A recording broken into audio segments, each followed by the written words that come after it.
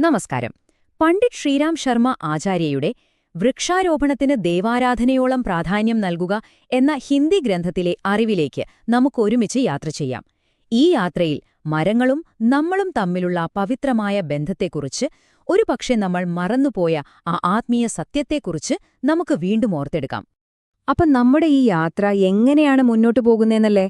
നമ്മൾ ആദ്യം പ്രകൃതിയുടെ ദൈവികമായ തത്വം എന്താണെന്ന് മനസ്സിലാക്കും. പിന്നെ മനുഷ്യൻ കാരണം സംഭവിച്ച വലിയ അസന്തുലിതാവസ്ഥയെപ്പറ്റി സംസാരിക്കും. പക്ഷെ അവിടെ നിർത്തില്ല. ലോകമെമ്പാടുമുള്ള പ്രതീക്ഷയുടെ വഴികൾ നമ്മൾ കണ്ടെത്തും.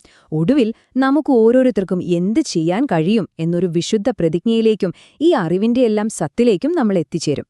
ശരി, അപ്പോൾ നമുക്ക് ഏറ്റവും അടിസ്ഥാനപരമായ കാര്യത്തിൽ നിന്ന് തന്നെ തുടങ്ങാം. മരങ്ങളുടെ ലോകവും ജീവജാലങ്ങളുടെ ലോകവും തമ്മിൽ എത്ര ആഴത്തിലുള്ളൊരു ബന്ധമാണുള്ളതെന്നറിയാമോ? ഇതൊരു വെറും ഭൗതികമായ ബന്ധമല്ല. ഈ പ്രപഞ്ചം തന്നെ നിലനിൽക്കുന്നത് ഈ ഒരു ആത്മീയമായ ക്രമീകരണത്തിലാണ്. നമ്മൾ ഈ പറഞ്ഞ ആത്മീയമായ ബന്ധമല്ലേ, അതിന് ഇന്നത്തെ ശാസ്ത്രലോകം ഒരു പേര് നൽകിയിട്ടുണ്ട്: ഇക്കോളജി.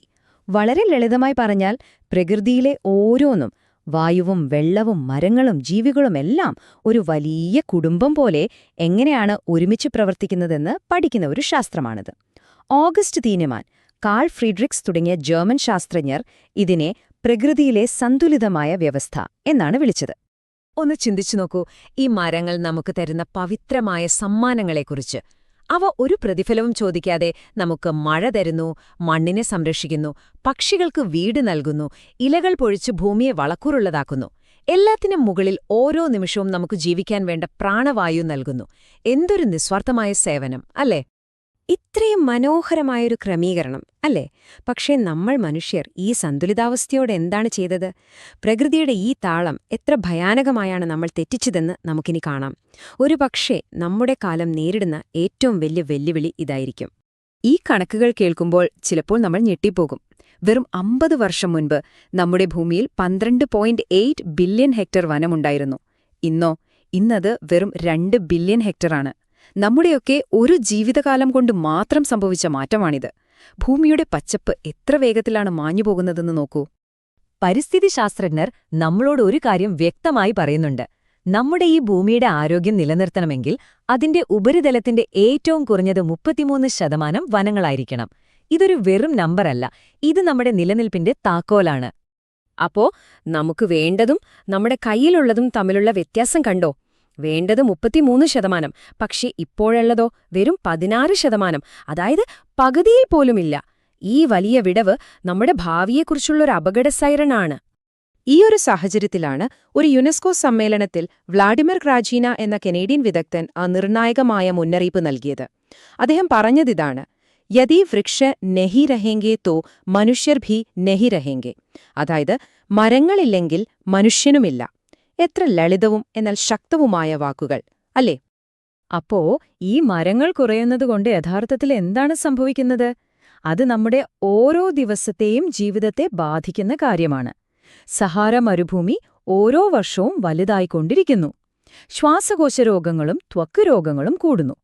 ഏറ്റവും വേദനിപ്പിക്കുന്ന കാര്യം, നമ്മുടെ ഇന്ത്യയിൽ കുട്ടികളിൽ കാണുന്ന 80% രോഗങ്ങൾക്കും കാരണം ശുദ്ധമല്ലാത്ത വെള്ളമാണ്. ഹിമാലയത്തിലെ വെള്ളപ്പൊക്കം കാരണം ഓരോ വർഷവും കോടിക്കണക്കിന് രൂപയുടെ നാശനഷ്ടങ്ങൾ സംഭവിക്കുന്നു. പക്ഷേ ഈ ഇരുണ്ട കണക്കുകൾക്കിടയിലും പ്രതീക്ഷയുടെ ഒരുപാട് വെളിച്ചമുണ്ട്. ലോകത്തിന്റെ പല ഭാഗങ്ങളിലും മനുഷ്യൻ തന്നെ ഈ നാശത്തെ മാറ്റിയെടുക്കാൻ തുടങ്ങിയിരിക്കുന്നു. മനുഷ്യനെ നശിപ്പിക്കാൻ കഴിയുമെങ്കിൽ അതുപോലെ തന്നെ പുനഃസൃഷ്ടിക്കാനും കഴിയുമെന്നതിന്റെ ജീവിക്കുന്ന ഉദാഹരണങ്ങൾ ചില രാജ്യങ്ങളും വ്യക്തികളും നമുക്ക് വഴികാട്ടുന്നുണ്ട്. നോക്കൂ, ജപ്പാൻ അവരുടെ 70% ഭൂമിയും വനമായി നിലനിർത്തിക്കൊണ്ട് തന്നെ സാമ്പത്തികമായി മുന്നേറി. ഇസ്രയേൽ വർഷത്തിൽ 10 കോടി മരങ്ങൾ നട്ട് മരുഭൂമിയെ പൂന്തോട്ടമാക്കുന്നു. ഓസ്ട്രേലിയയിൽ ഡെമാസ് വാലിസ് എന്ന ഒരൊറ്റയാള് നട്ടത് 6000 മരങ്ങളാണ്. ചൈനയാകട്ടെ മരുഭൂമിയെ തടയാൻ ഒരു പച്ച മതിൽ തന്നെ നിർമ്മിക്കുകയാണ്. നമ്മുടെ ഇന്ത്യയിലുമുണ്ട് ഇങ്ങനൊരു ഹൃദയത്തിൽ തൊടുന്ന കഥ. പൂനെക്കടുത്തുള്ള ഉരുളി കാഞ്ചനിലെ മൊട്ടക്കുന്നുകൾ കണ്ട് ഒരിക്കൽ ഗാന്ധിജിക്ക് വലിയ വിഷമമായി. അത് കണ്ട് അദ്ദേഹത്തിന്റെ ശിഷ്യൻ മണിഭായ് ദേശായി അതൊരു ദൗത്യമായി ഏറ്റെടുത്തു, ഒറ്റയ്ക്ക്. അദ്ദേഹത്തിന്റെ ആ നിശ്ചയദാർഢ്യം കണ്ടപ്പോൾ ഒരു സമൂഹം മുഴുവൻ കൂടെ നിന്നു. ഇന്ന് മൊട്ടക്കുന്നുകൾ ഇടതൂർന്ന ഒരു വനമാണ്. അപ്പോ ഈ കഥകളെല്ലാം നമ്മളെ കൊണ്ടെത്തിക്കുന്നത് ഒരൊറ്റ കാര്യത്തിലേക്കാണ്, നമ്മുടെ സ്വന്തം ഉത്തരവാദിത്തത്തിലേക്ക്, നമ്മുടെ പ്രതിജ്ഞയിലേക്ക്. മറ്റാരെങ്കിലും ലോകം മാറ്റാൻ കാത്തിരിക്കുന്നതിന് പകരം ആ മാറ്റം നമ്മളിൽ നിന്ന് തന്നെ തുടങ്ങണം.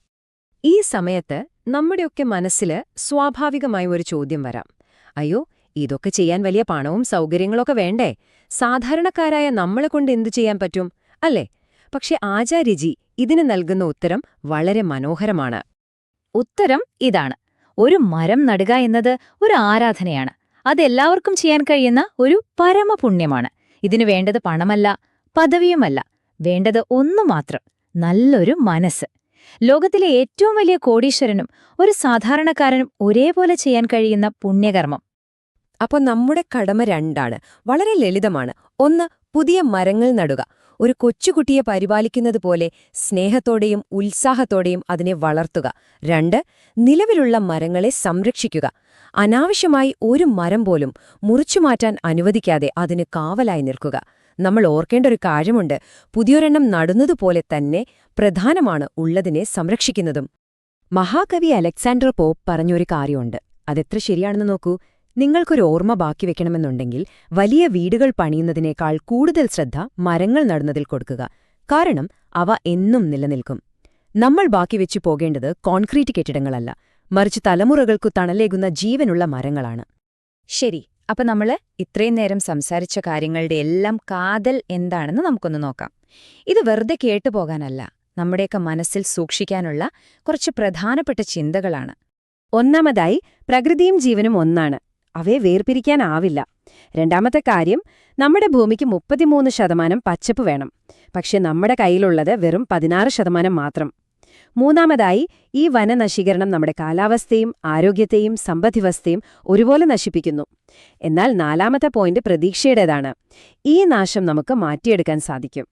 അവസാനമായി, ഏറ്റവും പ്രധാനപ്പെട്ട കാര്യം, ഒരു മരം നടുക എന്നത് ഏതൊരാൾക്കും ചെയ്യാൻ കഴിയുന്ന ഏറ്റവും വലിയ പുണ്യമാണ്, ഒരു വിശുദ്ധമായ കടമയാണ്. ഏറ്റവും വലിയ അറിവ് എന്നത് നമ്മൾ കേൾക്കുന്നതല്ല, നമ്മൾ പ്രവൃത്തിയിലൂടെ അനുഭവിക്കുന്നതാണ്.